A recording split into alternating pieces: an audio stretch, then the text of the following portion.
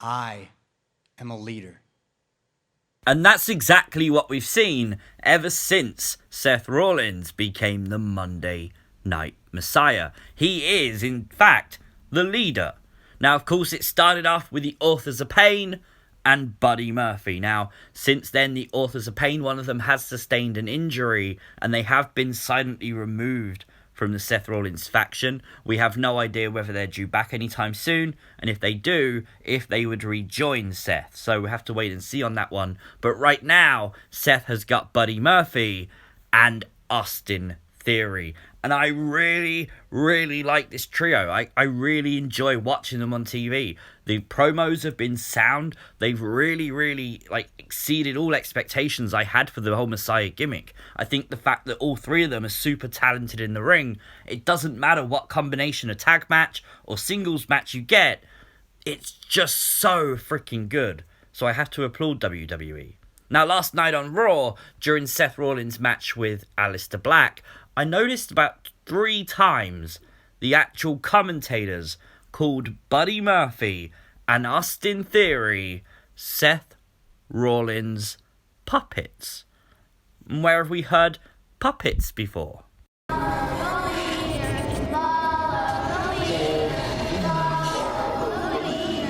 The exact same place about a year ago that we was told to follow the leader, of course, by The Fiend and the Firefly Funhouse. We know that Bray Wyatt has his merry little puppets who basically follow what he says, and they're scared of The Fiend. Well, maybe because Seth Rollins was a victim of The Fiend. He was a famous one. He had probably the longest rivalry with The Fiend.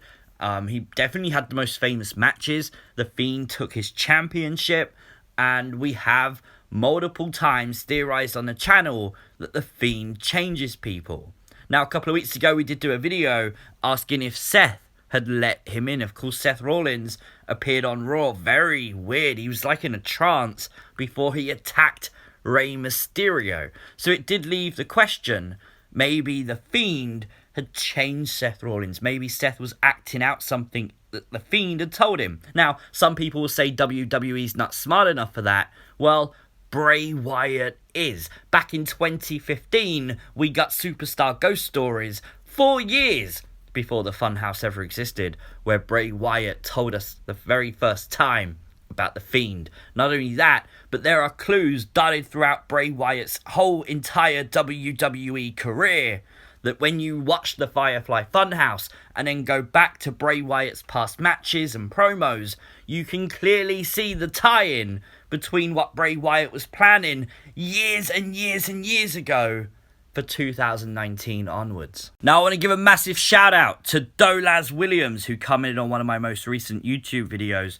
and gave a really interesting theory, because last night we got Seth Rollins and Dominick, and of course, notice in the picture here, Dominick's hands. Of course, when you see Seth Rollins make his entrance with Buddy Murphy and Austin Theory, they hold their hands in a very unique way. Now, this is done to project an image of the Messiah. That, you know, this is sort of like holding yourself up in good stead and sort of walking behind and praising the Messiah. And seemingly, that's what Dominick may have been doing. You know, yes, Dominick does look angry.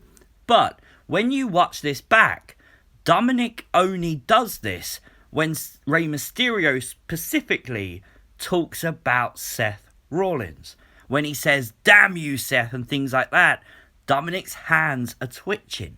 Now, things like this in WWE are very subtle, but they're planned meticulously. So maybe people like me and people like you, who are like wrestling theorists, come along and notice them. So Dolaz, I want to give a massive shout out to you, dude, because I didn't notice that, but when I watched it back, it's very, very poignant. Now, when you look at how Seth recruited his disciples, of course, you've got Buddy Murphy, who was down on the outside of the ring after losing a match. He was upset. He was completely broken. Of course, Seth Rollins went up to him, asked him to help him, and he basically put his hand, the glove hand, on the arm of Murphy. Now, again, with Austin Theory had got beaten up by Andrade, Angel Garza, and Zelina Vega. He was still down at ringside, and Seth Rollins extended the hand. Austin Theory accepted, and the very first thing Austin Theory touched was the Black Hand. Now, again, this is something that Raw commentators have spoke about, calling Seth Rollins the Black Hand of Raw. Now, it makes you wonder, is there something more going on with the glove? We have always theorized that maybe the hurt and heal gloves of Bray Wyatt play some weird role in the power of the Fiend, and maybe transmitting that power, maybe taking something from his opponents, or putting something into them. And I think it's kind of obvious, maybe, that, Seth Rollins has become a major victim of the Fiend, and now he wears a glove, and that glove seemingly may have some kind of hidden meaning and hidden power in it. And of course, I think we might be onto something here. I really do. I think there is more to play. Obviously, that's then led to Murphy and Austin Theory embracing Seth Rollins. Austin Theory is a world-class athlete. Why else would he join Seth Rollins? Apart from the fact that Seth Rollins is preying on these people at their most vulnerable stage in their entire career. He's recruited them. Maybe that's what he does to Dominick. Maybe Dominick's anger or something gets the better of Dominick and he recruits Dominick to join him. I kind of think that's likely. I really feel like there is a big swerve coming here, and maybe Dominick could be joining Seth Rollins. Now, Rey Mysterio is Dominick's dad, and of course, we know that he was the sacrifice that Seth Rollins keeps speaking of.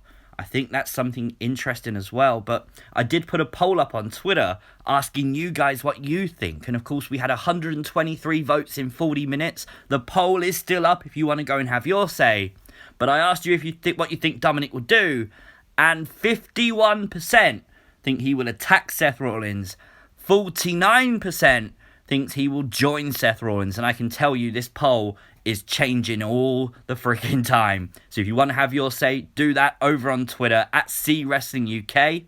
Now, when Seth Rollins' Messiah gimmick first started, it was likened to Reverend Devon. People really didn't catch on to it, and I understand why. People have seen this before. It didn't feel like anything new. It felt quite boring. And I really feel like Seth Rollins' whole Monday Night Messiah thing has been fortunate in its timing. And that's kind of a weird thing to say, but do you remember when we had the Seth Rollins sermon on Raw? It really didn't hit home.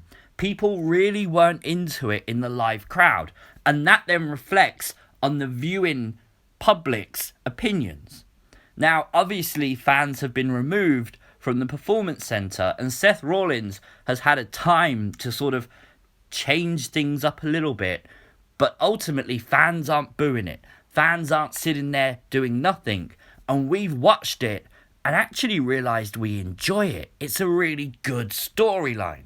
And with Seth Rollins constantly talking about a higher power and for the greater good, it makes you wonder that, yes, he is the leader and you think he is the most powerful man in this trio, but maybe he's not.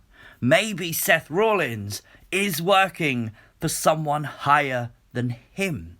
And I think that's kind of cool, that this whole storyline, you think you know what's going to happen next, but ultimately there could be a major swerve at any moment, and WWE could go in about 4 or 5 different directions, and it's so hard to work out. You could have Murphy turn on the Messiah, the disciple turning on the Messiah, Judas and Jesus. It kind of does make a little bit of sense there, maybe. You could have Dominick join. You could have the AOP return. You've just got no idea. But I do like the idea that maybe the Fiend is somehow overshadowing this, and maybe in the background sort of directing Seth Rollins on how to do this and what to do, and this has to happen. Taking out Rey Mysterio, for example. And it kind of does fit with what we've seen from The Fiend, the way he took out legends when he first started. Seemingly now, maybe that's Seth Rollins' job. I don't know, but let me know your thoughts in the comment section down below. Of course, go and vote on that poll on Twitter. The poll is actually up now for another 20 odd hours because I put it up for the wrong time. And I don't want to delete it because I really want to see what you guys have to say and see what the final verdict is tomorrow. Make sure you like this video. It really does help it rank up on YouTube's algorithm. Make sure you subscribe to the channel. Of course, we are on the road now to 25,000 subs. So thank you very much for that. I will, as always, see you next time. Peace.